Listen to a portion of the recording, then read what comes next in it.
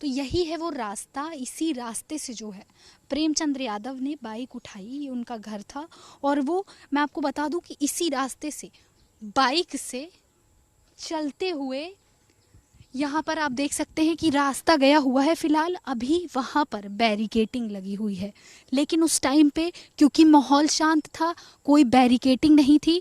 और प्रेमचंद्र यादव जिस रास्ते से अभी मैं जा रही हूँ, सुबह 6 बजे थे और आज धूप है, लेकिन उस वक्त बारिश हो रही थी। और बारिश बताया जाता है कि वो, जैसा इस पक्ष का कहना है, यादव पक्ष का कहना है, उनका यही कहना है कि हमारे जो पापा हैं वो सिर्फ अपना खेत देखने गए थे और दुबे परिवार से कोई बात नहीं करने गए थे। वहीं दुबे परिवार का कहना है कि वो यहाँ हमसे बातचीत करने आए थे। और इसी रास्ते से आप देख सकते हैं, ये वही रास्ता है।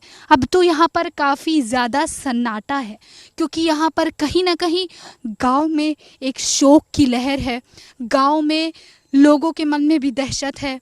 कई परिवार जो है वो काफ़ी भय में है, दुख में है। और इसी रास्ते से मैं आपको ले चलूँगी। इसी रास्ते से उस दिन 2 अक्टूबर को हत्या से प्रेमचंद्र यादव को ये नहीं पता था कि शायद आज के दिन उनकी हत्या हो जाएगी। और वो बाइक से यहाँ से जो है चलते हुए इसी रास्ते से, जिस रास्ते से आज मैं आपके सामने चल रही हूँ, इसी रास्ते से वो दुबे परिवार के पास गए थे। दोनों पक्ष की बातें अलग हैं। इनके यादव परिवार का कहना है कि वो खेत देखने गए थे, कटान को लेकर के देखने गए थे। और दुबे परिवार का कहना है कि वो बातचीत करने आए थे। घर वो है, वहाँ से हम चलते हुए ये रास्ता है, यहाँ पर आए। और अभी इस वक्त क्योंकि यहाँ पर बैरिकेटिंग जो है वो मौजूद है, लेकिन उस वक्त कोई भी बैरिकेटिंग मौजूद नहीं थी, क्योंकि तब माहौल शांत था। ये एक हंसता खेलता गांव कह सकते हैं कि उस वक्त था, जो फिलहाल अब नहीं है। क्योंकि यही वो गांव है, यही वो टोला है जहाँ 6 लोग एक ज़मीनी विवाद को लेकर के कह सकते हैं कि अपनी जान धो चुके हैं। इसी रास्ते से हम आपको अब ले चलेंगे गलियों से दुबे परिवार के घर, कि किस प्रकार से यहाँ से करीब 1 किलोमीटर का जो है वो रास्ता है, जिस पर बाइक से सवार होकर के प्रेमचंद्र यादव सत्य प्रकाश दुबे के घर के पास पहुंचे थे। इस वक्त यहाँ पर पुलिस फोर्स जो है वो मौजूद है, क्योंकि घटना के बाद से ही सुरक्षा और प्रशासन की शक्ति जो है वो बढ़ गई है। और तमाम आला अधिकारी भी मौके मौके पर यहाँ पर आते रहते हैं। इस वक्त हम वही गली दिखा रहे हैं जिस गली से सुबह के 6:30 बजे प्रेमचंद्र यादव दुबे परिवार के घर गए थे। कहा जाता है बातचीत करने गए थे, वहाँ पर बात विवाद हुई, हत्या हुई। हम चलेंगे इसी रास्ते से अब दुबे परिवार के घर। बने रहिए हमारे साथ, मैं आपको लेकर के चलूँगी दुबे परिवार के घर। देखिए, ज़मीनी विवाद जिसने 6 लोगों की जान ले ली। छोटे छोटे बच्चे हैं यादव जी के भी, और उधर दुबे परिवार में एक छोटा बेटा है, एक बड़ी बहन और एक देवेश बचा है। ये बच्चे हैं जो शायद उस ज़मीन के कहीं ना कहीं उनको इस बात की खबर भी नहीं थी कि कैसी ज़मीन, क्या ज़मीन, लेकिन आज वो इस जो है भारी दुख को झेल रहे हैं। और उन बच्चों की किसी भी प्रकार से कोई गलती तो नहीं थी, चाहे वो यादव परिवार के हों, चाहे वो दुबे परिवार के हों, क्योंकि उनको किसी बात की कोई जानकारी नहीं थी। आज वो छोटे छोटे बच्चे रो रहे हैं, बिलख रहे हैं। अब हम यहीं से चलेंगे, करीब 1.5 किलोमीटर के बाद जो है वो दुबे परिवार का घर हमें देखने को मिलेगा। करीब 1.5 किलोमीटर चलने के बाद अब देखिए यहाँ पर जो है वो दुबे परिवार का जो है वो मकान है, जो घर है, जो झोपड़ी डुग्गी जो भी है जहाँ वो रहते थे।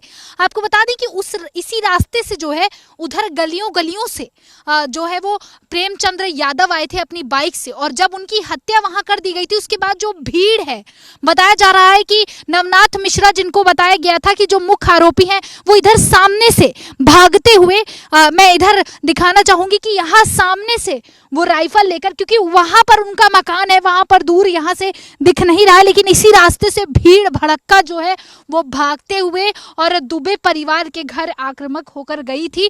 प्रेमचंद्र यादव जो है वो अपनी बाइक से लेकर के इस रास्ते से आए थे, और इस रास्ते से उनके जो जिगरी दोस्त थे नवनाथ मिश्रा, बताया जा रहा है कि वो इस रास्ते से जो है भागते हुए आए थे। और इस तरफ क्योंकि वो अकेले नहीं थे, क्योंकि यहाँ पर बहुत सारी जो भीड़ थी वो उमड़ चुकी थी। इस रास्ते से प्रेमचंद्र यादव आए थे। यहाँ यादव परिवार का कहना है कि अपना ज़मीन देखने आए थे, अपना खेत देखने आए थे, लेकिन दुबे परिवार का कहना है कि वो यहाँ पर बातचीत करने आए थे। यही वो रास्ता है, आप देख सकते हैं, यही वो रास्ता है जिस दिन जो 2 अक्टूबर को इसी रास्ते पर 6 हत्याओं की करने की जो है वो भीड़ उमड़ करके गई होगी। मैं आपको दिखाना चाहूँगी, देख लीजिए ये जो मंजर है, यहाँ चलते हुए भी ऐसा महसूस हो रहा है कि कुछ एक अजीब सी कंपन है इस रास्ते में। और जैसे जैसे हम नज़दीक जा रहे हैं, क्योंकि यहाँ पर 6 हत्याएं हुई थी, आप देख सकते हैं यहाँ का माहौल जो है वो किस तरीके का है। बड़े बड़े पेड़ हैं यहाँ पर, और यही दुबे परिवार का जो कह सकते हैं एक छोटा सा आशियाना था जिसमें वो अपने बच्चों के साथ में रहते थे। और क्योंकि अभी इतनी बड़ी जो है वो घटना को अंजाम दिया गया, भीड़ यहाँ पर उस दिन किस प्रकार से आई होगी, इसी रास्ते से पहले प्रेमचंद्र यादव आए और उसके बाद इसी रास्ते से जो है वो भीड़ आई थी जिसके द्वारा दुबे परिवार को खत्म किया गया। मैं आपको बता दूं कि इस वक्त क्योंकि इतनी बड़ी घटना को अंजाम दिया है, एक परिवार के 6 लोगों की हत्या हुई है, इतनी ज़्यादा पुलिस फोर्स जो है वो मौजूद है, और इस जगह पर जाते वक्त भी एक अजीब सी जो है वो असमंजस है, एक अजीब सा जो है वो सनसनी है, एक अजीब सी आप आवाज़ को सुन सकते हैं। क्योंकि मैं यहाँ पर मौजूद हूँ और यहाँ आप सोच सकते होंगे कि किस प्रकार का ये जो मंजर है वो होगा। ये आशियाना था, यहाँ कुछ ज़्यादा कुछ देखने को नहीं मिल रहा है। आप देख सकते हैं कि क्यों यहाँ पर हमें जाने की अनुमति नहीं है, क्योंकि यही वो घर है जहाँ पर उस दिन 6 जिंदगियाँ, एक कोहराम, एक भयावह स्थिति जो बनी होगी वो शायद मैं शब्दों में आपको नहीं बता पाऊंगी। और यहाँ का जो माहौल है एक अलग सी सनसनी है। आपको मैं बता दूं कि यहाँ किस प्रकार का उस दिन माहौल था, यहाँ पैर रखने की भी जो है वो जगह नहीं थी। और वही है वो घर, वो उधर मैं दिखाना चाहूँगी कि वो है वो घर जहाँ 6 जिंदगियों ने अपनी कह सकते हैं कि एक भयावह स्थिति में अपनी जान गंवाई थी। और आत्मा एक तरीके से यहाँ पर बहुत ही ज़्यादा दुखी हो जाती है। ज़मीन एक ऐसी चीज़ नहीं है जिसकी वजह से 6 जानें चली जाए, क्योंकि इंसान क्या लेकर के आया है और क्या लेकर के जाएगा। उस दिन जिस दिन 2 अक्टूबर को आपको मैं बता दूं कि ये हत्या हुई थी, उस दिन यहाँ का जो माहौल था वो अत्यंत ही गंभीर था, भयावह था।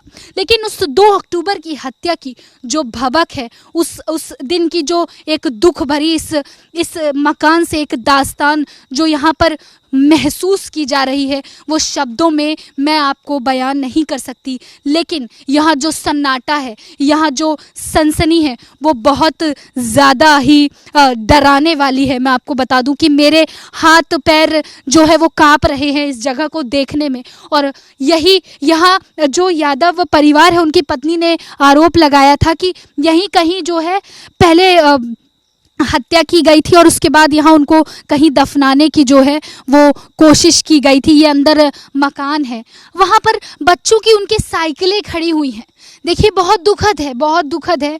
और वहाँ उनके कपड़े हैं, मैं क्या ही कह सकती हूँ। वहाँ पर अब उनके ऐसे कपड़े टंगे हैं जिनको शायद दुबे परिवार अब कभी पहन नहीं पाएगा। चारों तरफ ये जो है ये पुलिस की बैरिकेटिंग लगी हुई है।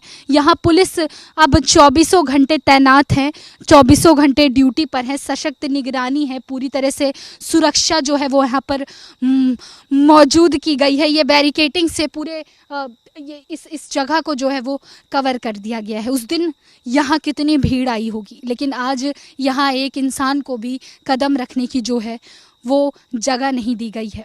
एक लड़ाई, एक ज़मीन का विवाद जिसको कह सकते हैं, उसके बाद 8 साल का वो बच्चा इतना ही बड़ा होगा और इसी आंगन में खेलता होगा। वो आप सोच सकते हैं कि उसकी कोई गलती नहीं रही होगी, उसने कभी सोचा भी नहीं होगा, उसने उस ज़मीन को कभी शायद देखा भी नहीं होगा कि यही वो ज़मीन होगी जिसकी वजह से उसकी पीट कर निर्मम हत्या कर दी जाएगी। आपको बता दें कि नवनाथ मिश्रा पर मुख्य आरोप जो है वो लगे हैं, उनके ऊपर मामला दर्ज किया गया है, क्योंकि उन्हीं पर जो है वो 3 हत्याओं करने का आरोप है। ये वो घर है, ये वो जगह है जिसने हम सब के दिल को, पूरे उत्तर प्रदेश के दिल को दहला कर रख दिया।